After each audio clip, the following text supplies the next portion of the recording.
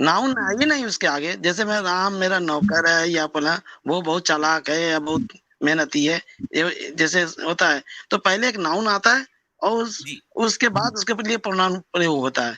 जब नाउन ही नहीं है जी, तो हुवल्लाहु यानी तो फेले जैसे अमर है, उसके बाद फौरी जो है प्रोनाउन आ गया। फेले अमर के बाद जो है प्रोनाउन आने का क्या तुक है भाई, क्या तुक है? पहले नाउन आता, हाँ कुल अल्लाहु अहद होना चाहिए था, हाँ, हुवल्लाहु यानी अहद होना नहीं होना चाहिए चाहिए। कुलिल्लाहु अहद, कुल हुवल्लाहु अहद क्यों है? या फिर कुल अनल्लाहु अहद होना चाहिए, या तो कुलिल्लाहु अहद है। यानी कुरान में कुलिल्लाहुम्मा आया है ना, उसी तरह से कुलिल्लाहु अहद होना चाहिए। कुल हुवल्लाहु अहद क्यों है? हुआ क्यों आया? हुआ गैर फालतू जरूरी है। आया, फालतू का है। यानी फालतू का कैसे है मालूम अब्दुल हमीद साहब?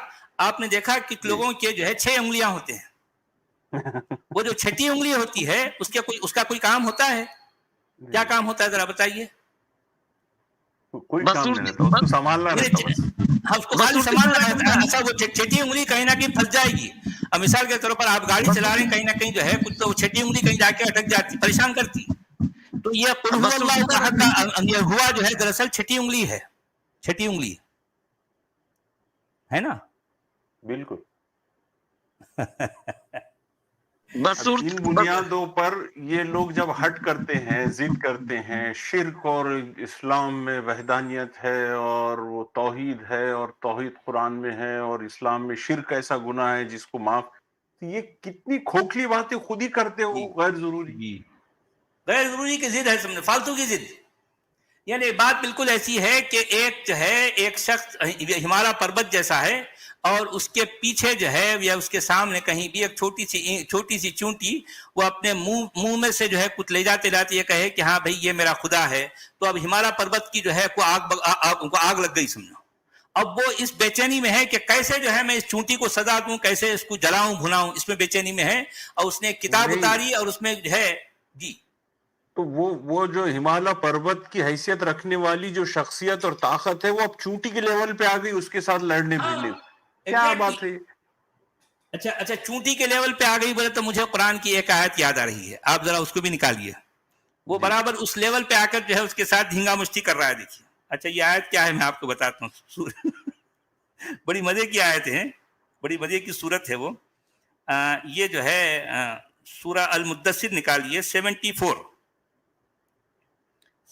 निकालिए, तो आप उसकी लेवल पे आके बातें करने की जो बात आई आपने की, तो उस पर मुझे ये आयतें याद आ गई। ये 74 की 11 ओढ़ के निकालिए। सोने वाले उठ। 11 निकालिए इसकी, 74 की 11। अच्छा अच्छा, लोग देख रहे हैं, मैं इस आयत को पढ़ता हूँ। ज़रनी वमन खलक़तु वहीदा, ज़रनी वमन खलक़तु वहीदा। अब आप देखिए कि इसमें ज़रनी और खलक़तु, ये इसका इशारा किसकी तरफ से है? यानी ज़रनी का मतलब मुझे छोड़ दो। ये बात बिल्कुल ऐसी हो रही है जैसे दो लोग जो है गुत्थम गुत्था हैं, लड़ रहे हैं किसी जो है किसी जगह झगड़ा में। करते वक्त पकड़ते ना, दोनों अब छोड़ होता दे है तो ना, छोड़ उसको बता। एक शख्स जो है और दूसरे शख्स के साथ उसका गला पकड़कर, उसका गिरबान पकड़कर, ये इसको घूंसा मार रहा है, वो उसको घूंसा मार रहा है, दोनों एक दूसरे से जो है क्या है, गुत्थम गुत्ता है। तो अब ऐसे मौके पर मान ले कुछ लोग जो है आकर एक शख्स को पीछे ले लेते हैं पकड़ के, नहीं यार छोड़ो छोड़ो जाने दो, छोड़ के एक पीछे पकड़ के लेके जाते हैं। आपने देखा होगा ना, ऐसा होता है कि दो लोग जब लड़ रहे हैं तो कुछ लोग आकर क्या करते हैं, एक शख्स को पकड़ के पीछे की तरफ ले जाते हैं। तो अब ऐसे मौके पर वो शख्स है जो दूसरों के हाथों में फंसा हुआ है, वो अपनी जबान से कह रहा है कि छोड़ दो मुझे, छोड़ो मुझे, छोड़ो। अच्छा, क्यों छोड़ो? यानी मुझे छोड़ दो और उसको भी छोड़ दो जिसको मैंने अकेला पैदा किया। यानी मतलब यह है कि उसकी अच्छा, उसकी पैदाइश में कोई और शामिल इसमें शरीक नहीं है, मैं अकेले पैदा किया उसको, मैं अकेला ही उसको पैदा किया, कोई और नहीं। और अब कौन यहाँ पकड़ पर रहा भाई आपको? आप इतने कायनात के मालिक और आपको बेबसी की भाई छोड़ दो मुझे, पकड़ सकता वो कोई कह रहा है आपको? कि जो है ज़रनी, छोड़ दो मुझे और उसको भी छोड़ दो जिसको मैंने अकेला पैदा किया। अच्छा, आयत नंबर 12 पे जाइए, आयत नंबर 12। वजअलतु लहू मालम ममदूदा, और मैंने اس کے لیے بہت سارا اس کو بہت سا مال بھی دیا بھائی.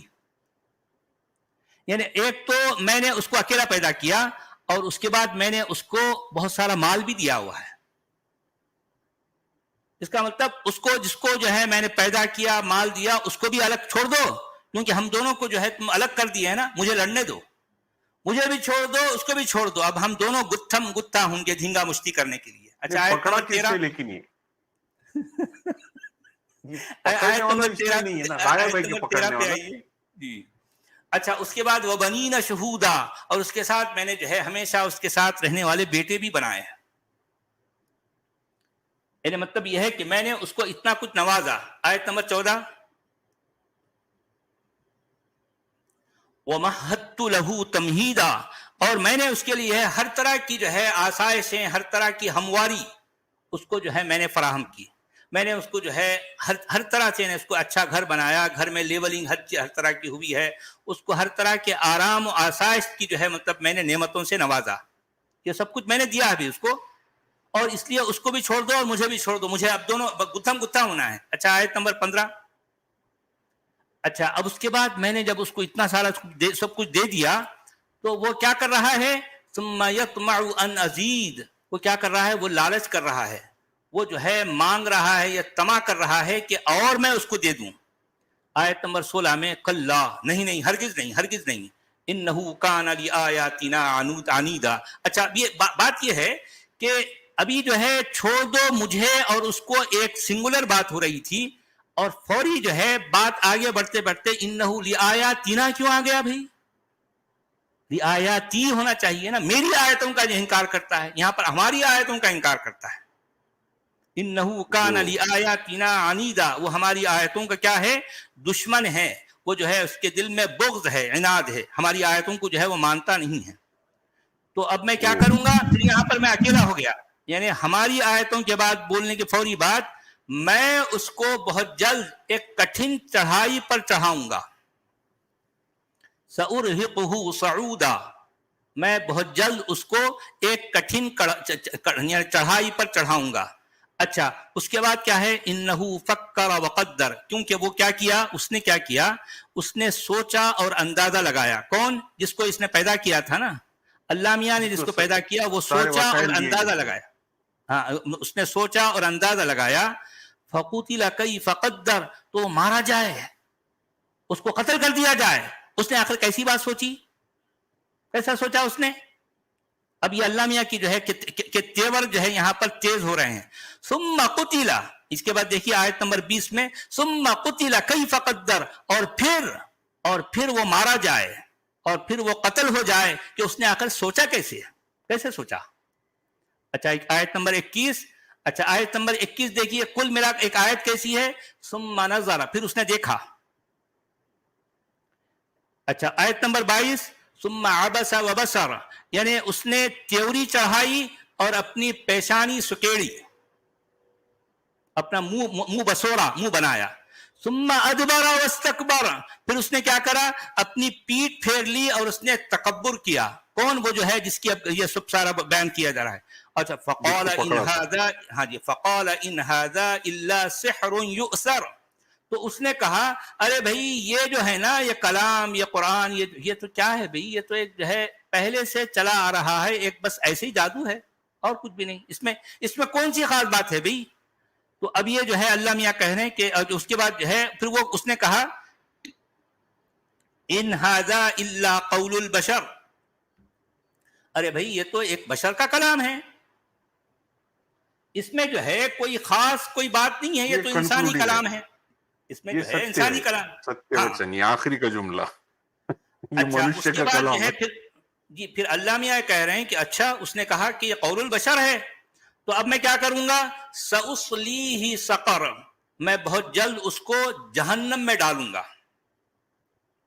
اچھا وما ادراک ما سقر, بھائی تو کیا جانے کہ وہ سقر, وہ جہنم کیا ہے؟ تو خود ہی اس کا جواب دے رہے ہیں کہ لا تبقی ولا تذر, یعنی وہ جہنم نہ تو باقی رکھے گی اور نہ چھوڑے گی. واہ, دیکھیں انداز ہے, وہ جہنم ایسی ہے جو نہ باقی رکھے گی اور نہ چھوڑے گی. اچھا وہ جہنم کیا ہے, لواحۃ للبشر, یعنی وہ بہت ہی یعنی ایک انسان کو